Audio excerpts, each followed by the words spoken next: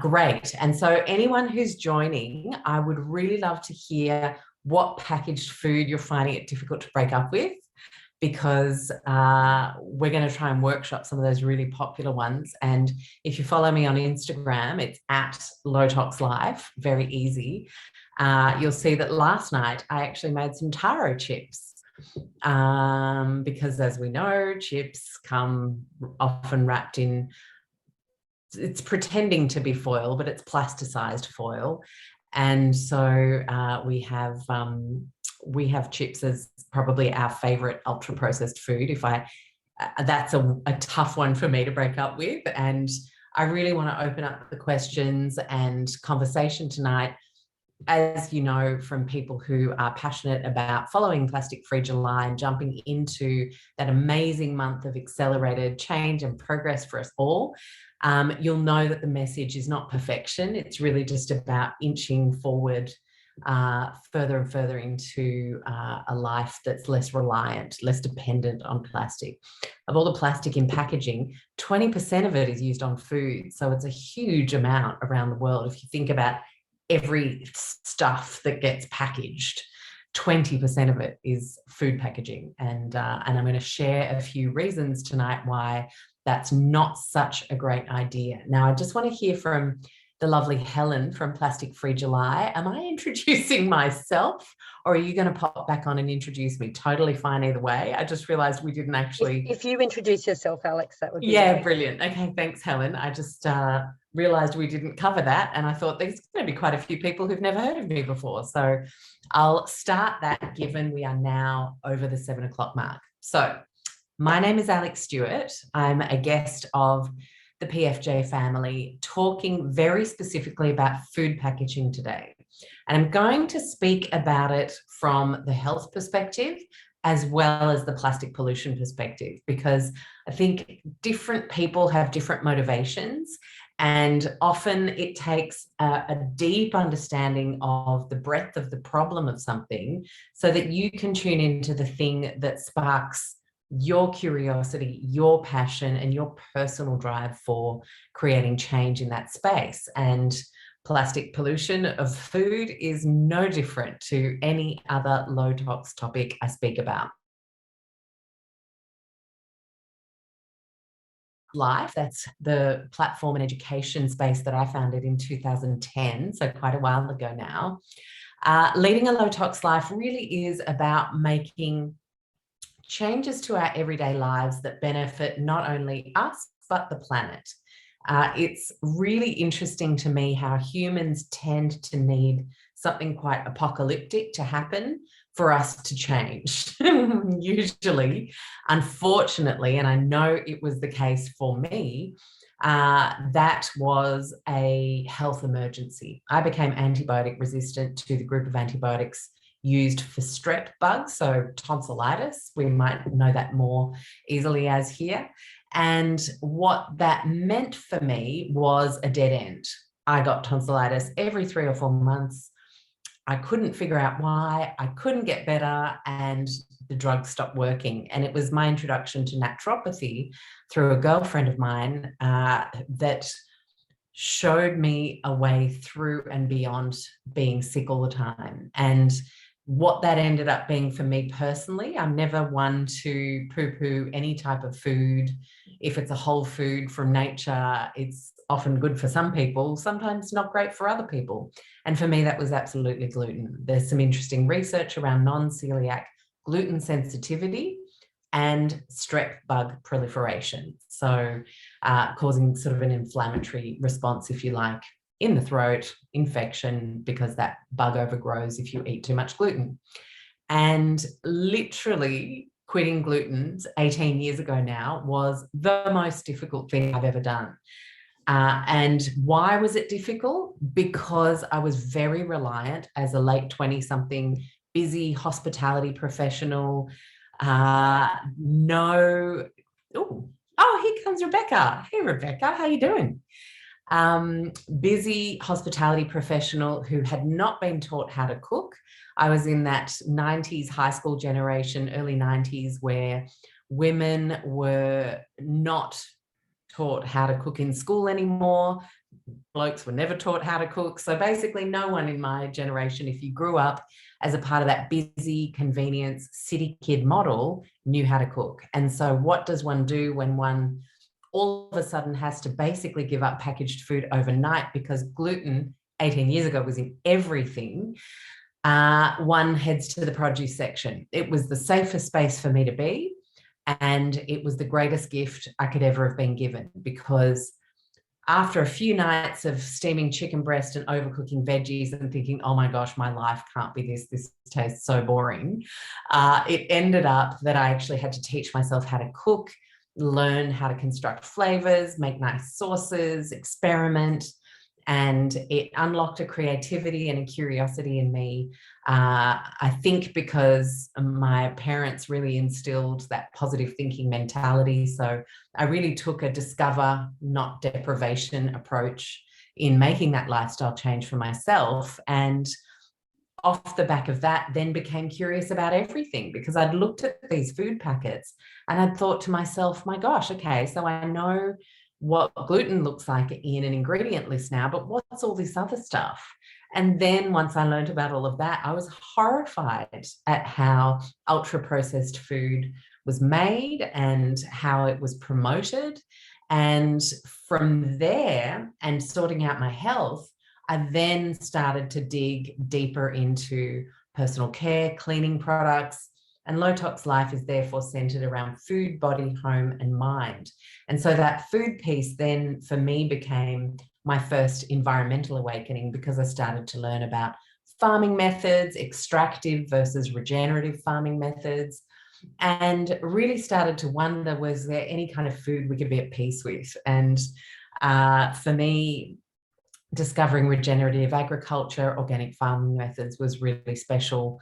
And that direct to farmer relationship unlocked a level of connection to place and origin that I simply did not grow up with as a city girl. You know, I was born in London, then lived in Chicago, then lived in Sydney. So you couldn't be more city than me. And in fact, right now, I live about 1.5 kilometres from our CBD, just overlooking the botanical gardens. So I love the city, and something for me, and I can see there's a lot of people who live in the cities from where you shared you were tuning in from. I find it interesting to see how we can be urban dwellers and we can be good for the environment. You know, this is something a lot of people grapple with. So when it comes to food, I think, and for those of you who are really perplexed by the topic of food, my latest book is specifically on food, and a huge part of what I talk about in that book is about ultra processed food. So if you look at the average Aussie shopping trolley, and there might be some of you tuning in from the US or the UK as well, and unfortunately we're all the same, or New Zealand, the average shopping trolley is about 60 to 65% ultra processed food. Now, that's a health disaster, because ultra processed food tends to be dead food, doesn't have live enzymes. The vitamin and phytonutrient content isn't very high. Even if it's additive free or preservative free, everything free, gluten free, it doesn't necessarily make it a food of vitality the way produce is. And so when we think about that, it's pretty easy to be really, really upset, or maybe you're even ashamed. Maybe you never really realized how much of your shopping trolley was packaged ultra processed food. And for anyone who's really new to this, there is absolutely no chance I'm going to let you feel guilty about what you didn't know yesterday. It's all about getting excited about what you know from today and how we move forward. So from the health perspective, ultra processed food by definition is not the best choice, but also what it is packaged in is not the best choice for our health. And this is something that's not really talked about a lot. And I find it can be one of the great motivators in eliminating more and more plastic from our lives, because the kind of plastic that packages our food is a very soft plastic. And soft plastics, unfortunately, contain one or more of a number of chemicals from the phthalate family. And if you're a nerd like me who loves looking things up and checking things out, the spelling for that is PHTHALATES. And phthalates are known as hormone disruptive. So they can either block or mimic our natural hormone signaling, which is quite terrifying, especially when we think of how much plastic we're surrounded by in our day-to-day. But the reason the plastic packaged food is particularly bad is because it's long life food and it sits in that plastic for quite a while, months on end sometimes.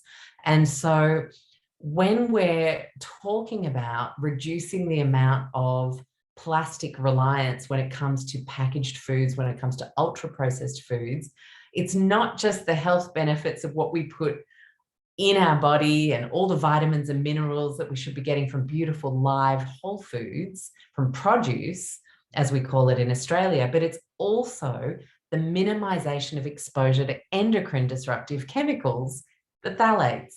And they've been known to especially affect our estrogen. And this is bad for women, but it's actually even worse for men who are not supposed to have high levels of estrogen in their bodies. And we know, unfortunately, that there is a rise in estrogen-related cancers and breast cancer in men. So anything we can do to start to reduce these phthalates in our day-to-day lives is going to be a massive health benefit.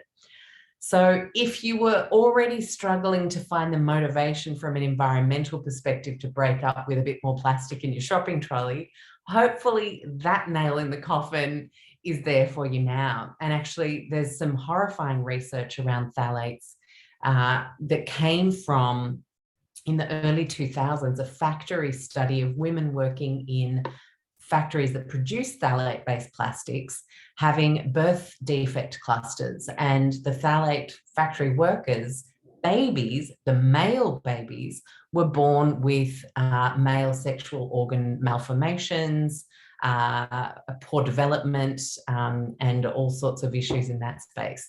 So that's something I want everybody to think about, because I think when we're making change, if we just have the, oh, I should do this for the environment, sometimes it's just not enough of a, you know, a boost for our motivation. Whereas if you start to think, I'm doing this for the environment, I'm doing this for my unborn baby's health, I'm doing this for my kids who are rapidly growing to grow up with healthy hormones, I'm doing this to prevent my husband or partner from getting having estrogen issues, which they absolutely shouldn't have. And so that's a pretty exciting aspect of reducing our ultra processed food intake as well. So how do we practically do that? I'm going to talk you through a few ideas in my day-to-day, how that looks for me and how it's evolved over time. Something that I became interested in and saw as a really good challenge, I'd say 10 years ago now. And then from there, it's become more and more of a plastic-free July top up of motivation. Like, what are we going to do this year? What's that thing that we're now going to let go of? And I know there's so many people like that. So before I hook into that, I'm just going to have a little look at some of the challenges people have. Have a problem sourcing gluten-free food. Julie, produce. That's gluten-free. That was my biggest learning in going gluten-free and having a dietary requirement, is our culture often makes us think that we, especially now that they've clued into how many of us have dietary requirements and intolerances or even anaphylactic allergies, and they've produced something free alternatives. And that basically has us swapping from our old ultra-processed food to our new ultra-processed food. And the idea here is that we ditch that altogether. You buy your whole ingredients from a bulk store, and then from there, you are able to whip up, you know, a lunchbox bar, a cake if you need, even your own chocolate, all sorts of wonderful things you can make. I actually have this chapter in my book called The Adaptables, which is my favorite way to cook. You know, you just have a base recipe that you learn off by heart, and then you have a number of ways that you can change it. So you get really, really good at something instead of always starting from scratch with new recipes all the time. And that for me is one of the number one ways we have been able to actually reduce packaged foods, full stop. And so, yeah, that would be my tip on the gluten-free food front.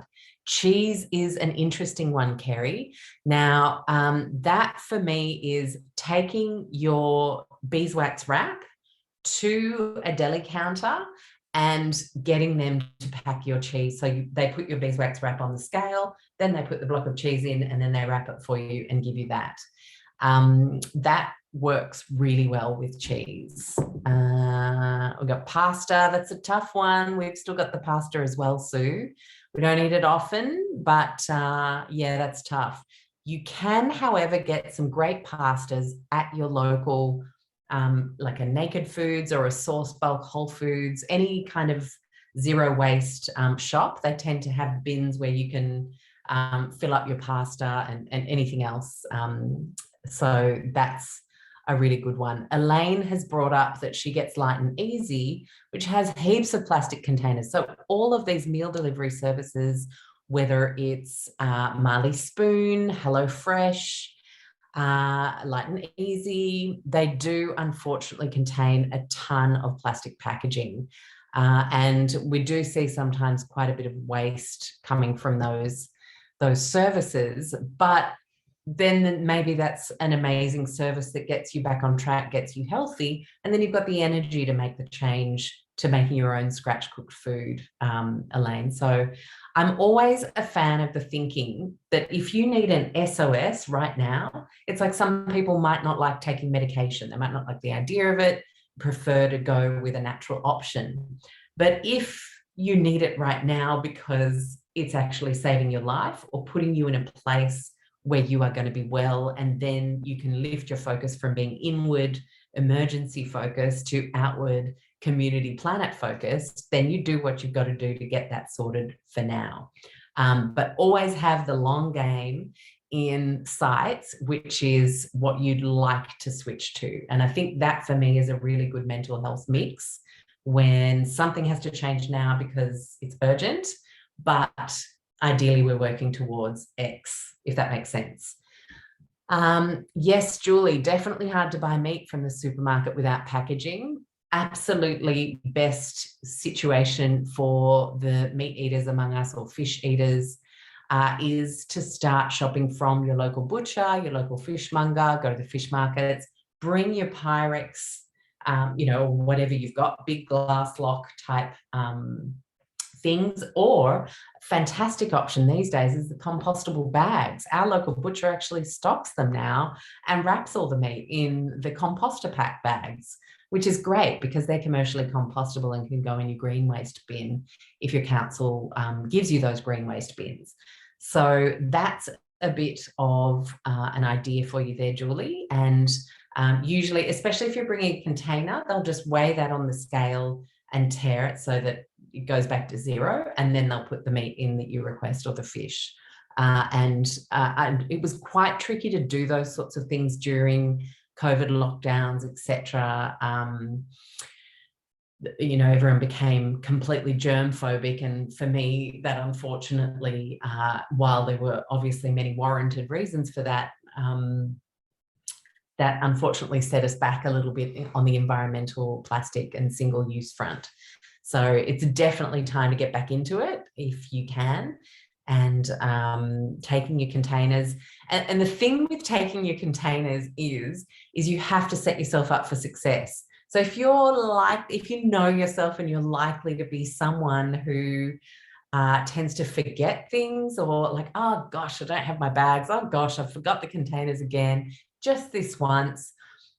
One of my favorite ways is, if you've said just this once a couple of times, you need to actually tough love yourself And so for me, it's like no cup, no coffee. That's a good basic one. But for deli meats and heading to the fishmonger, it's if I haven't brought my containers, I don't get to shop. And so once you unpack things, once things come out of the dishwasher, place them literally straight at the front door so it's impossible to ignore them as you're on your way back out of the house. And that is the way I get around that one. Trouble finding rocket spinach loose leaf in the supermarket. Yes, Jan, that can be really tricky. And I think with all that is ditching plastics from food, it takes a good couple of years to find your crew of outsource options. It's different depending on where you live in terms of what resources you have. But I shop at a mix of Rita's Farm and Whole Foods House here in Sydney. And Whole Foods House has 2 bins of loose lettuce leaves and loose baby spinach. And so you can bring your produce bag or you can use one of their brown bags and you can fill the bag and pay, which is great. Maybe you just need to do some digging around. Maybe it's a local local market, or maybe, as I'm digging around, ended up being a bit of a pun for your comment, Jan, because you've started actually growing some. And so that can sometimes be the impetus to actually buy a couple of big pots or get a bed and start having a go at growing some food. It doesn't need to be a lot. We literally just grow Vietnamese mint, plain mint, thyme, rosemary, parsley, and spinach. Oh, and we've got a little baby orange tree. And then I grow a couple of medicinal herbs. That's it. But I'm growing something, and we've got a big balcony, so we're able to do that. If you have a garden, no excuse. You've got to get in there. But hopefully that's given you a bit of an idea to keep searching for an outsource when you need it. Because I think if you have your outsources planned, then if you have a crappy growing season or if you're in a rush, then you've got a plan, you've got a backup. Whereas if we don't have those options, then that's when we tend to just go, oh, I'll just get it at the supermarket. Just this once thinking comes back in. So if we're a bit organized, we can do just this once a bit less often. And that, if all of us are doing that, I mean, we've got 65 people on this call right now. If we ditched just this once a week, just us, let's calculate it. I'm going to pull out my calculator right now.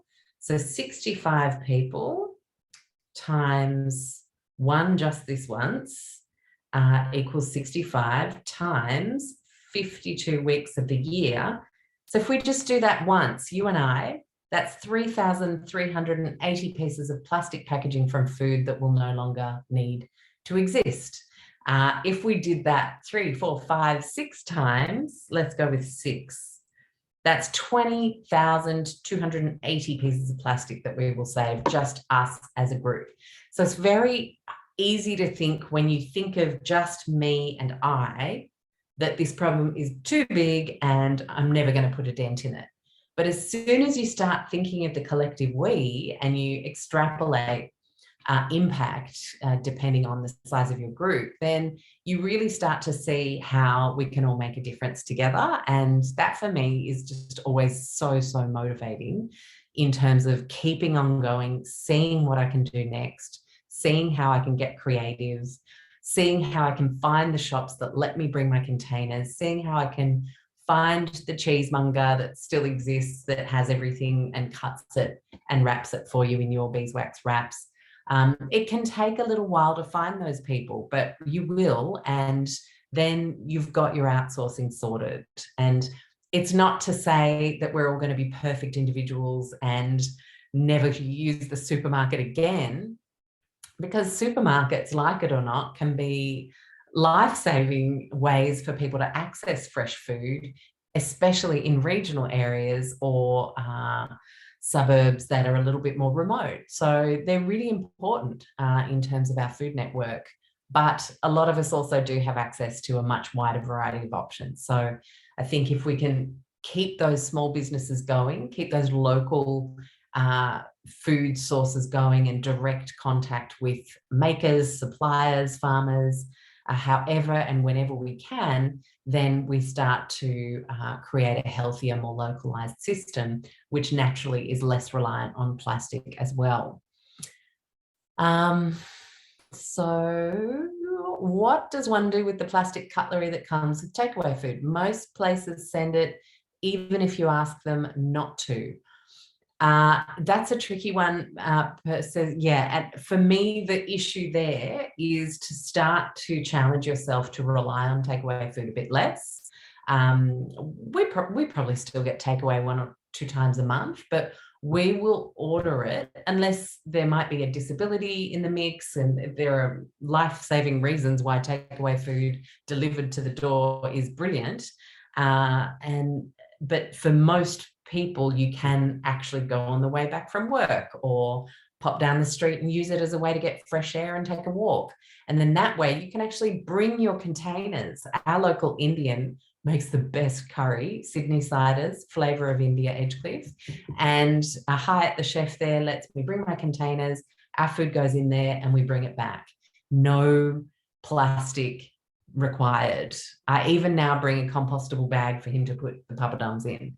So it's just about saying, I am not going to do that anymore. I'm not going to say yes to that system and then creating your own answers. But until you have the deep desire for change and say enough is enough, it ends now, then there's always going to be that, we're always going to be in that 10% of, oh, it's just this once, right?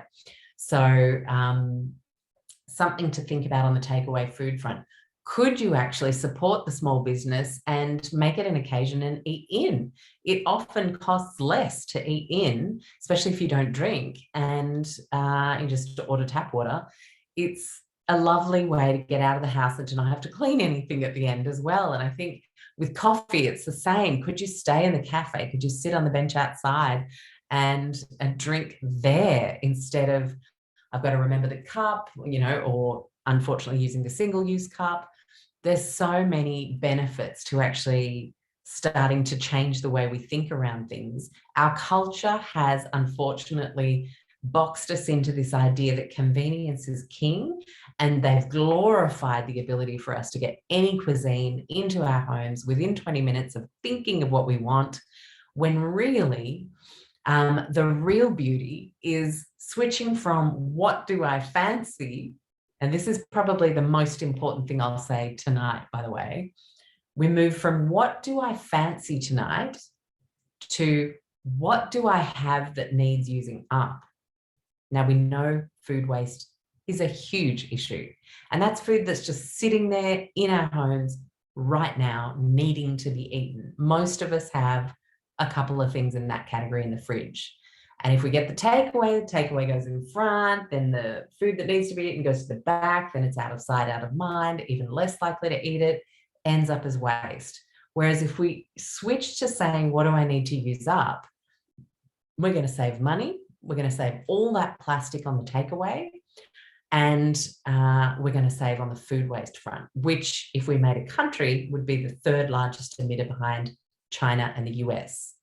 So all of us are fighting about meat versus beans on social media, when really the big, big evils are this ultra-processed food reliance and the food waste.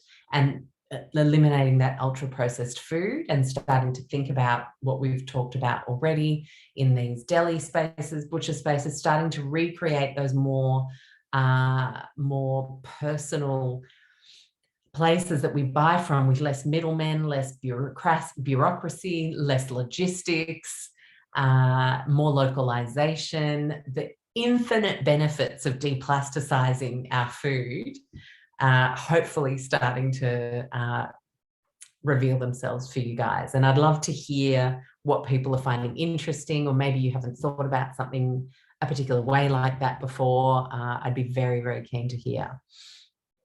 Let's see here. A wonderful comment here. Elaine said she started a kindergarten school level veggie garden at her school 16 years ago. It was the most wonderful experience for the kids, great mental health activity for me. And mothers reported that some of the kids ate veggies happily for the first time when they had grown and harvested it themselves.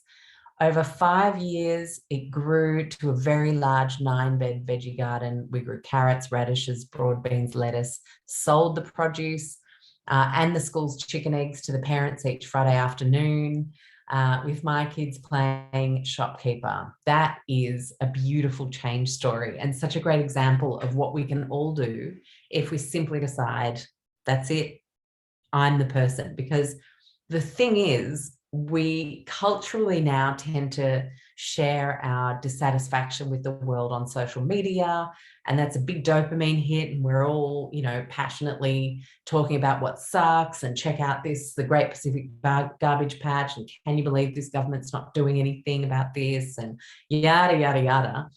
But if we can at least, you know how when you sometimes give to a school fundraiser or a charity and there's a rich donor in the background who's doing the matching, and so every dollar that you give, it's being matched, and that's how we create change. Let's think about it this way as a group. Every time I comment on how horrific a plastic related situation is on social media, I do something about it in my own personal life, because the world is never going to change unless we realize our personal influence within that world, and we're changing it ourselves. And it can be hard, and accountability is so important, and can be, you know, you can feel ashamed sometimes, and you can feel like a real failure when you stuff up. Like, you know, most of the time I try to now make chips when we have a hankering for them, but just the other day I blew it and I bought a pack of chips, and, you know, we really enjoyed it, me and my son. It was a treat. And I think if we focus on everything that we're doing wrong, we're never going to be really motivated to do everything right, because we'll always realize we're always going to do something wrong sometime. Or there's always going to be something outside of our control sometimes. But if we focus on those things, it's going to be a disaster, because we'll feel less and less empowered, we'll feel less and less hopeful, and we'll do less and less to change this world we're dissatisfied with in terms of this plastic pollution crisis. So every time you feel like it's all too hard, or you want to have a rant about something in the comments on some plastic disaster, like a plastic wrapped mandarin in a supermarket. I think we've all seen that one over the years, that had been peeled and then put in a plastic container.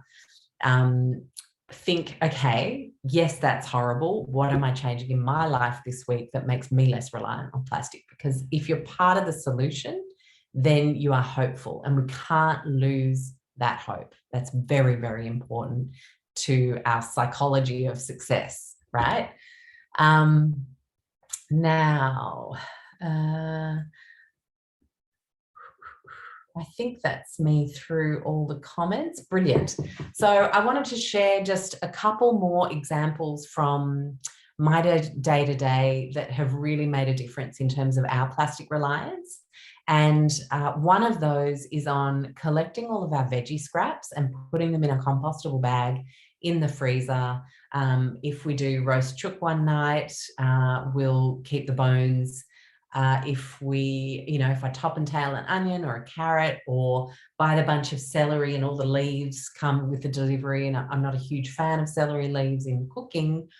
They're great for making celery salt if you've got the energy to bake really, really low until they're dry and then blend with some salt. That's quite tasty.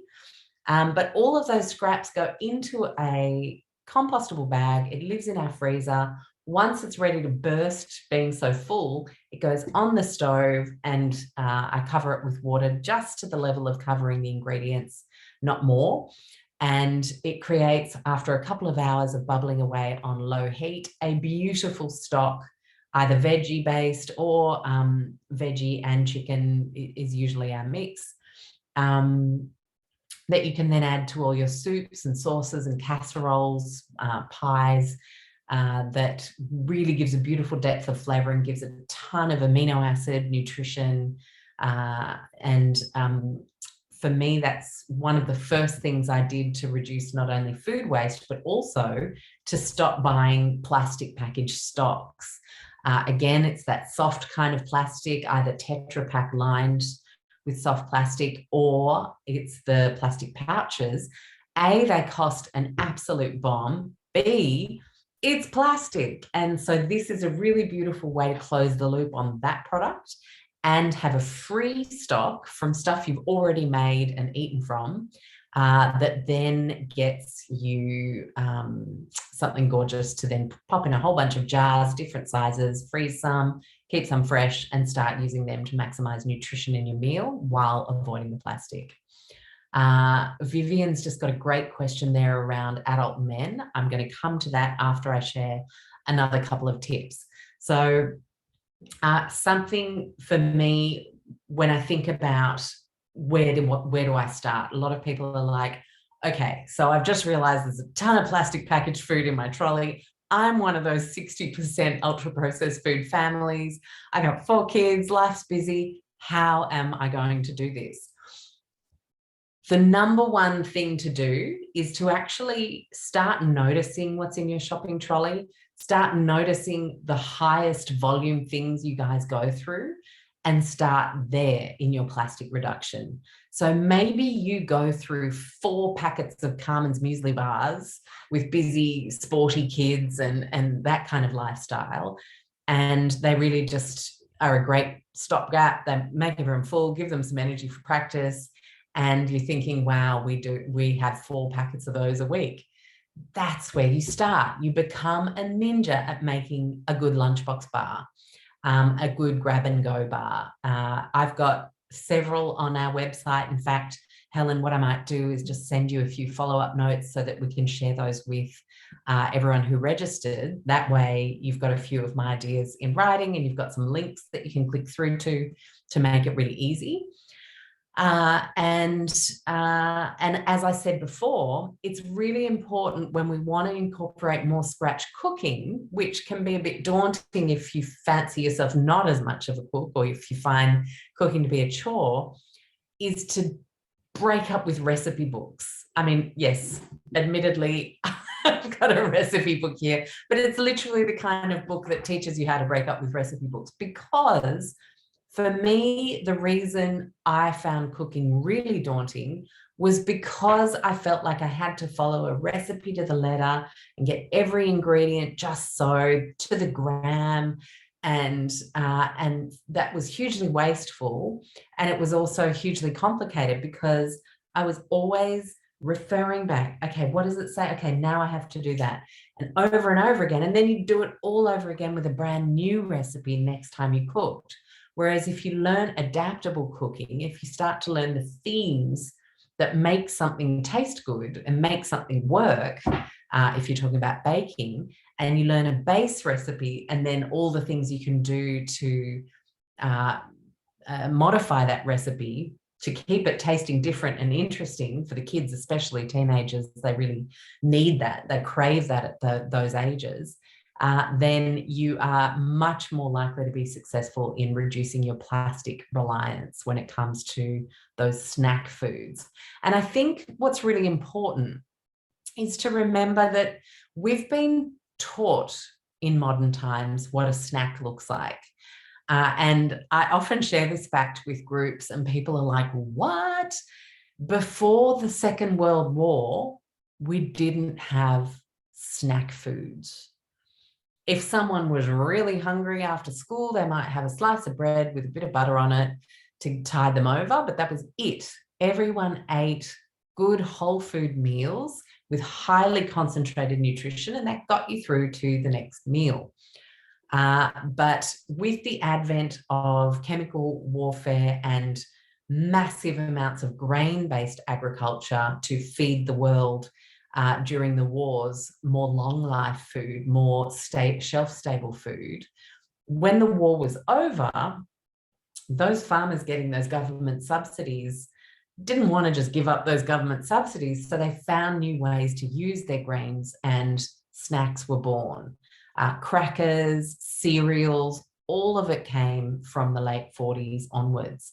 And so I think when we realize it's actually relatively new, the idea of snacks, we start to think, oh, well, I could actually break up with that because my biology does not require them. But that does mean we need to put more nutrition into our meals. So if you used to have just a bit of peanut butter on toast or some Vegemite on toast for breakfast for the kids, and then they'd have snacks at 10 and then at 11:30 and then eat lunch, do a couple of boiled egg toast soldiers and build in a bit more protein into the brekkie and see how that goes. Serve your brekkie with a smoothie. You know, if they're desperately attached to their cereals right now, it's always important to go slow and easy and not change everything overnight, but maybe let them have their cereal, but start adding in a smoothie on the side. And just those few more calories, bit more rounded out nutrition means they last longer, more able to focus on other things for longer, which is always good. And the research shows us more able to focus at school, which is always good.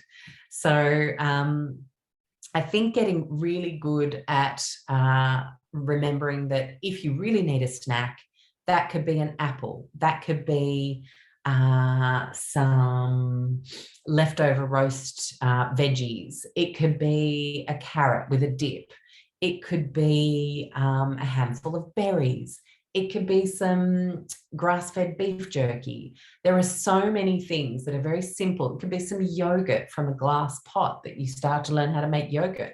Maybe you guys go through a ton of yogurt and that's going to be your thing that you learn how to make, which is actually quite easy to do. So there are so many very simple whole food snack-based options, and given snacks tend to be the majority of the shopping trolley, then that can be a really great thing to start thinking about. And you heard me say dips there. Learning to make a couple of really simple, easy dips can again stop us from relying on tubs, with the foil, with the plastic lid.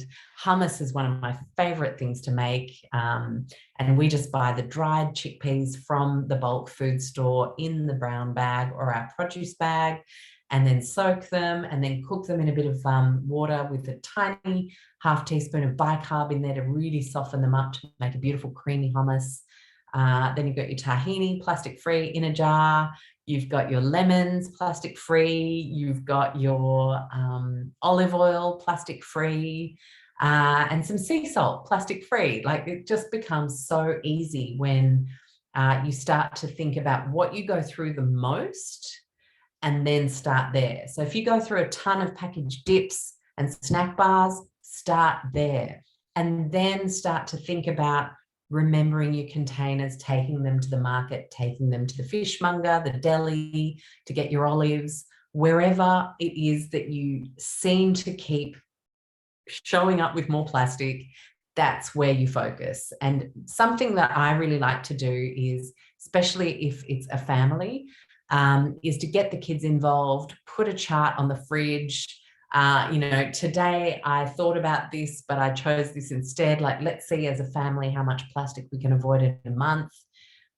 You know, and it's the kids' choice for a restaurant at the end of the month for a special meal to celebrate our success as a family, reducing our plastics. So it's not this, you can't use plastic, you know about the pollution situation. That's kind of like saying to a kid, eat your broccoli. You know, it doesn't work. We need to find ways to make this exciting and creative. And to Vivian's question on the adult males, who tend to be the toughest to get on board with lots of changes, unfortunately, because they're just not wired the way women are to always be thinking what is the best for our family. They're wired to be out there. You know, think of the hunter-gatherer societies, and that gives you a clue into why the women end up talking, discussing, joining groups, joining webinars, thinking about how to make things better. It tends to be that way. I think it's changing a little bit, and we might have some men on the call tonight, and that's brilliant. I've noticed in the last couple of talks I gave in Queensland recently that I had several men in the audience, so maybe things are changing. But to get boys on board, they need evidence, cold, hard evidence. The family documentary or the documentary with your partner is one of my absolute favorite things because it lifts it off you being the nagging bad guy, always behind them saying, that's got plastic, don't choose that. This is what we're going to use instead. You know, that's not very sexy. It doesn't help us get our campaign across. And so instead, open a bottle of wine, put out some lovely snacks, make a tasting board. And so there's this documentary that I've heard is really important for us all to watch. I'd love for you to watch that with me. Let's talk about what we think. And then it's a conversation around us rather than me telling you, you have to do something. Doesn't work for men, doesn't work for teens. We have to get people involved in a different way. So I can see that the time, it has always run out, and these things always go so fast, don't they? So I'm just going to take a couple more questions. Elaine has said, what about using aluminium foil or cellophane? Are they as bad for the environment as plastic itself? So foil is incredibly cheap to recycle. That's the good news. If you really do need a fallback, a single-use fallback, then foil can be great. It's not great to cook with because foil can leach chemicals into our food. So best to stay away from using foil in cooking. But for example, if there are two chocolate brands and one of them's wrapped in foil, one of them's wrapped in plastic, choose the foil one because then you can just keep it. We have a little glass and we keep all our little bits of chocolate wrapping and then carefully unwrap a whole block to make a ball because it needs to be about the size, just a bit smaller than a wrist to be able to be recycled. So that's something to consider when it comes to foil. It can be really good for wrapping meat if you can't get a hold of your compostable bags as well. So that can be a really good thing to do. I'm a big fan of the compostable bag because that's something that can literally be buried in your garden and waste away. And the loop is closed right there. Recycling is very energy intensive.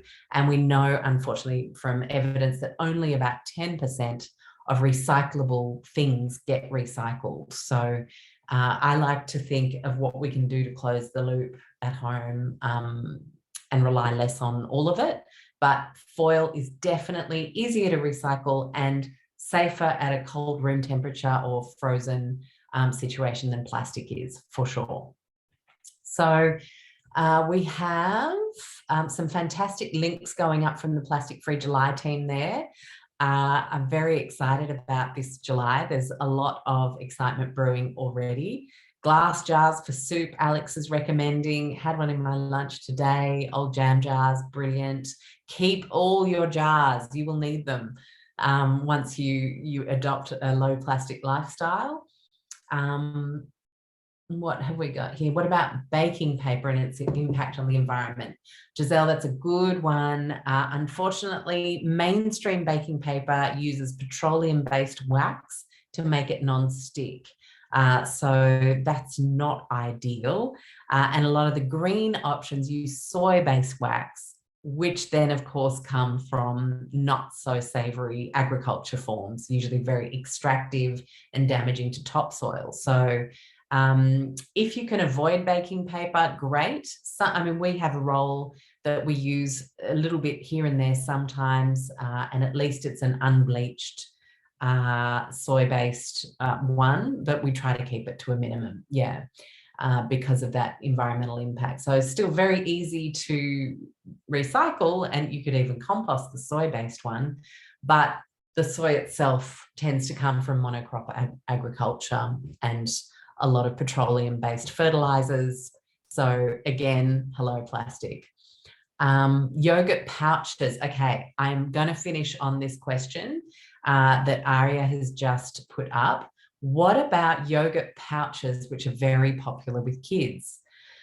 We have to make them unpopular. We have to make them a non-negotiable. It's incredible how young you can show a child at what age they can be to watch a plastic documentary. Bag It is actually quite a kid-friendly plastic documentary. There are several more, and I know the PFJ team actually shares a lot of resources over the month of July. So do make sure you've signed up so that you can join the challenge and get all those fantastic tips and great things to watch, because involving your kids young means they understand why you're saying no.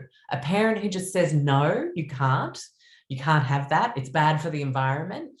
They need context. They are little sponges waiting to find out why for everything. I mean, if you've ever had a 4-year-old, you'll know that why is literally the most common thing that comes out of their mouths. So learning how to make yogurt together and put honey in it, and helping them choose their own reusable little container that they can put that in, or their favorite jar, and really making it a fun thing to move away from that pouch and towards something different, rather than you can't have that. And that's it, that's where it ends. That is a surefire way to create friction with your kids, or your partner for that matter, when you're making changes.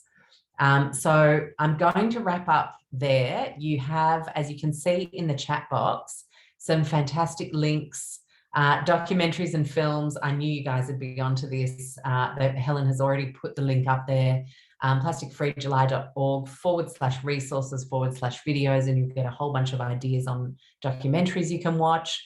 Make it, and this is what we are upset about situation, not a I'm upset and you're doing the wrong thing. That for me is the number one thing we need to do when it comes to getting our families on board.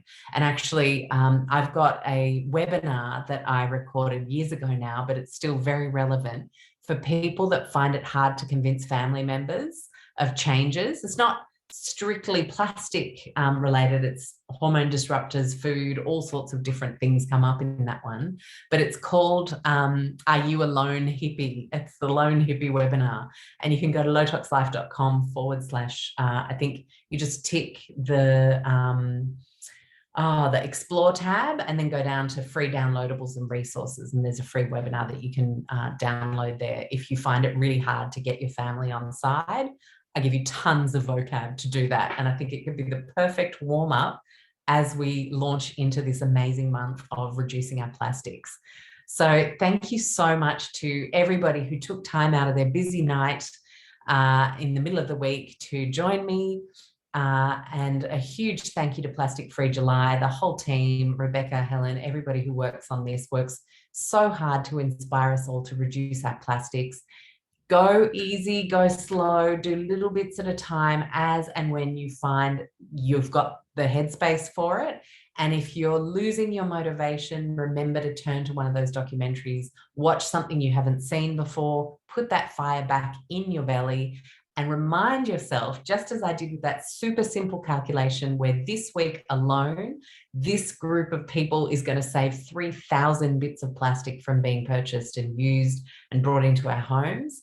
The collective impact is huge. So remember that you're part of this beautiful big collective, and that'll always make you remember that every little change you make really does matter in the end. Thank you so much once again. We're going to stop recording now, and I wish everybody a wonderful rest of your week. Bye.